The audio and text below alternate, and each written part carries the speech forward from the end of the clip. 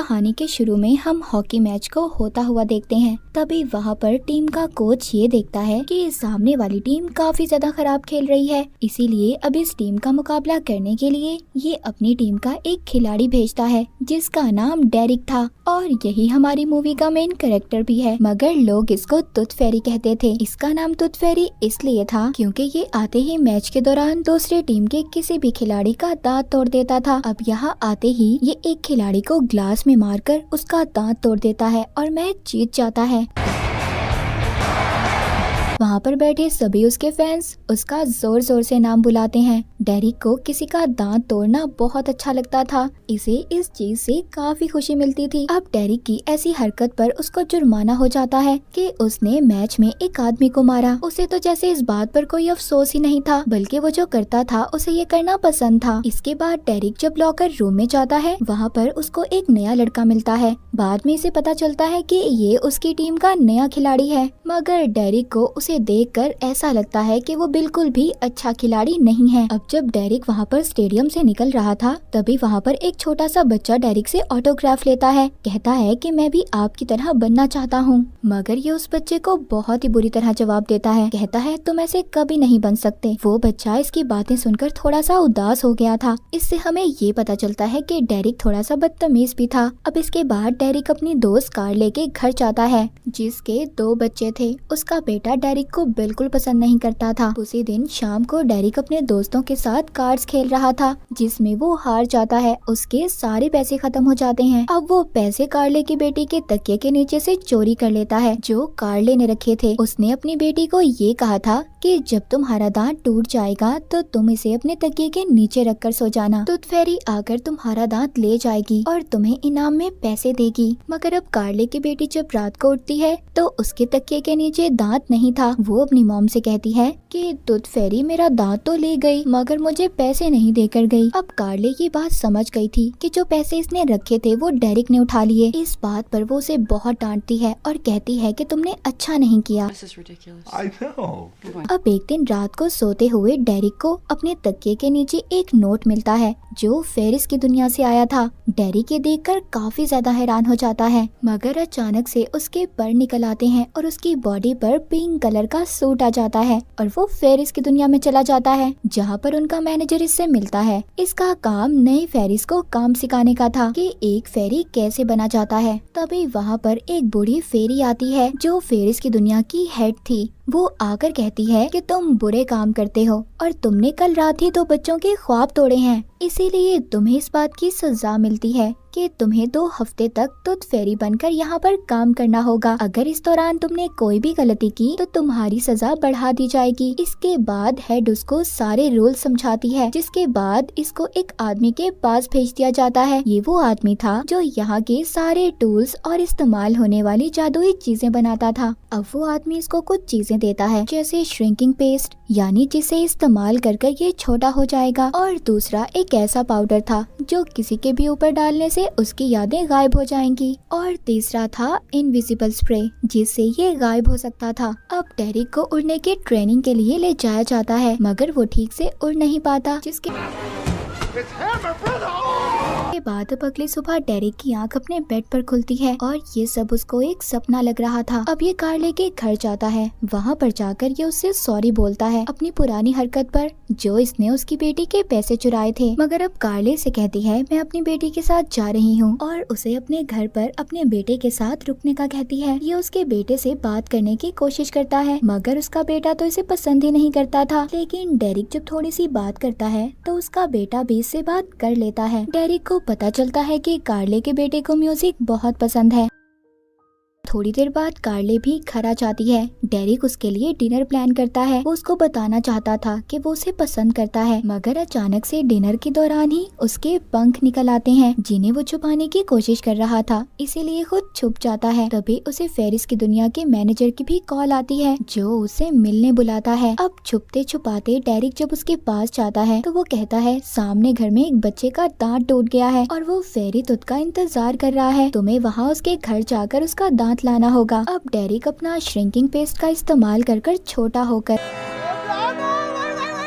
उस बच्चे का दांत लेने जाता है। अब वो दांत लेकर जैसे ही वापस आ रहा था तभी वो बच्चे का हाथ लगने की वजह से नीचे गिर जाता है। वो बच्चा भी जाग गया था और डेरिक को देखकर डर जाता है। तभी डेरिक जल्दी से कार्ले के घर जाकर छुप गया था। अब अगले दिन डेरिक अपना मैच खेलने जाता है। जब वो मैच खेल रहा था मैच के आखिरी मिनट में उसको फेरिस की दुनिया से काम मिल जाता है जो उसे लाजमी करना था। अब इस वजह से उसका ध्यान मैच से हट जाता है और उसकी टीम हार जाती है। टीम के खिलाड़ी इस बात से काफी ज्यादा नाराज थे पर वो किसी की नहीं सुनता और वॉशरूम में जाकर छुप जाता है जहाँ पर उसके पर निकल आए थे। सभी खिलाड़ी उसे बाहर आने का कहते हैं मगर वो श्रिंकिंग पेस्ट खाकर फ्लैश के रास्ते से स्टेडियम से बाहर आ गया था जहाँ पर उसको मैनेजर मिलता है जो अब उसे काम बताता है कि बच्चे के घर जाओ और उसका दांत लेकर आओ। पर अब वो उस बच्चे के घर जाकर सब घर वालों को बेहोश कर देता है और बच्चे का दांत लेकर फेरिस की हेड को दे देता है। लेकिन अभी भी इसका काम पूरा नहीं हुआ था क्योंकि ये गलत तरीके से बच्चे का दांत लाया था। फेरिस की हेड उसको इस बार बहुत डांट कर कहती है अब अगली बार तुम्हें जो भी काम दिया जाएगा तुम इसको ईमानदारी से करोगे। अब वो उसे एक और बच्चे के बारे में बताती है मगर वो बच्चा अभी तक सोया नहीं था जिसका इसको दांत लाना था। अब ये मैनेजर के पास बैठकर इंतजार करने लगता है। मैनेजर वहाँ पर सब टूथ फेरीज को देख रहा था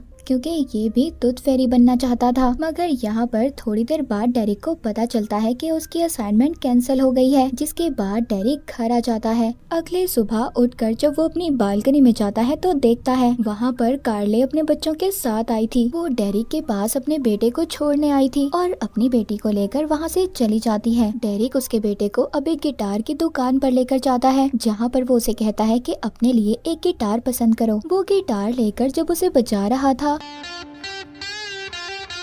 तभी वहाँ पर एक लड़की आती है जिसको उसकी धुन अच्छी लग रही थी। तभी उधर एक और लड़का आकर उसे तंग करने लगता है मगर डेरिक उसको डांट कर वहाँ से भगा देता है। कार्ले के बेटे को भी ये सब अच्छा लग रहा था इसीलिए बुस्की और डेरिक की दोस्ती हो जाती है। शाम को कार्ले जब घर आती है तो सबको खाना खाने का कहती है पर उसी वक्त डेरिक को फेरिस की दुनिया से काम का मैसेज आ जाता है और वो सबको अपने घर से जाने का कहता है। कार्ले डेरिक के इस रवैये से काफी हैरान थी। अब वो टूथ फेरी बनकर मैनेजर के पास जाता है जो उसे इस बार अपने ऊपर इनविजिबल स्प्रे के इस्तेमाल का कहता है। अब जब वो बच्चे के घर जाकर उसका दांत लेने जाता है अपने ऊपर स्प्रे कर तभी वो एक टेबल से टकरा जाता है। सब घर वाले डर गए थे। उन्हें ऐसा लग रहा था कि उनके घर में कोई भूत आ गया है। उनका डॉग भी डेरिक को देख लेता है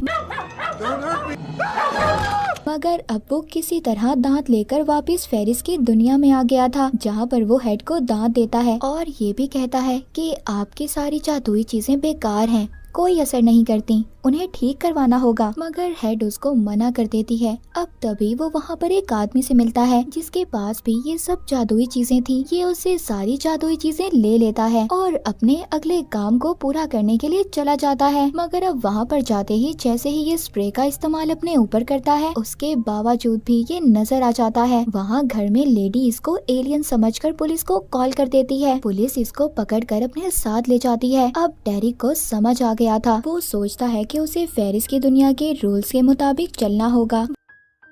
वहाँ पुलिस स्टेशन में कार्ले उसे छुड़वाने आती है पर वो सब पर जादुई पाउडर डाल देता है जिससे वहाँ पर सब भूल जाते हैं। डेरिक फेरिस की दुनिया का काम काफी अच्छे से जान गया था।